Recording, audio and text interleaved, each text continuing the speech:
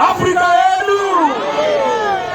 Tinotenda Mwari muno mumafikengi musora nasi. Riale mukamujibu mumafikengi alimolita chakopyoni. Nokuti ruponeso rwa Jehova Mwari rwasvika muno nasi. Hapo lefo mukamujibu rikolokela alimolita chakopyoni. Nokudaro ino nguva tinoipa kuhamanisha Mwari dzedu. Kina kwefa ndicho bitanali watu bawamwe barina. Kana waripo vanoda kupinda muchechi yawo yeThe African Apostolic Church. Abalike baba bachakutana mokereke nyabone African Apostolic Church. Chisimukai henyu muye kuno kumberi. Mugai bwenzaka kwemela mutakopeli. Kuti mugamuchirwe muchechi yenyu. Ore mukamkelwe mokereke yaruna. Yakauya na Jesu Kristu pachake. Ekile kamure na Jesu Kristu enafela. Kuti mubvisirwe zvinetsva. Uri mukala kungikwa ndozedu sota. Mupuwe zvisaikwa. Mufodilo zemusadekere. Vanorwara vanoporeswa muzita raJesu. Vanhu vapoliswa kalina la Jesu. Vakafa vanomutswa nezita raJesu.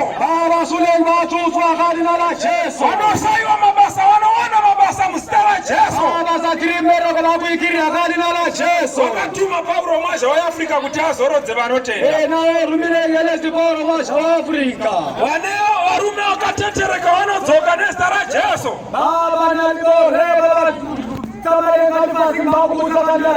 Saka kana vaimbi vashiwe huyai henyu kuno kumberi mugamuchirwe muchechi yenyu.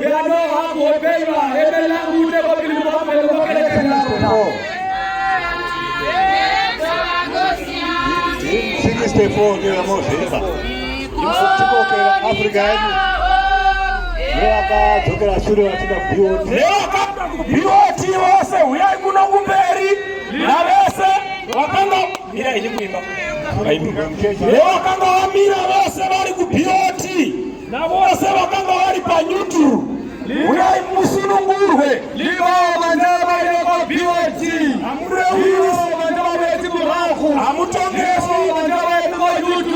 hamutongeswi unongosunungurwa moenderera mberi kunamata bhaibheri rinoti munhu angarasike akadzokasu. Kuri Bible bwairi muntu akalateki. Munhu angaputsika akamukasu. Hakuna kuri wakuwa usachuke. Hazvina basa kuti muri mumagemezi enyu. Hakuna tawa kuri mumagemezi taruna. Simukai henyu muturukwe maoko. Ebela mute kufetuka mokereke. Muchienderera mberi nekunamata. Muteleka kurapela. Nokuti chechi yeApostle Africa yauya iyi. Kereke African Apostolic Church ekilenge. Saka simukai henyu varume nevakadzi. Ebela mbele more. Musunungurwe. Mukone kubafulwa.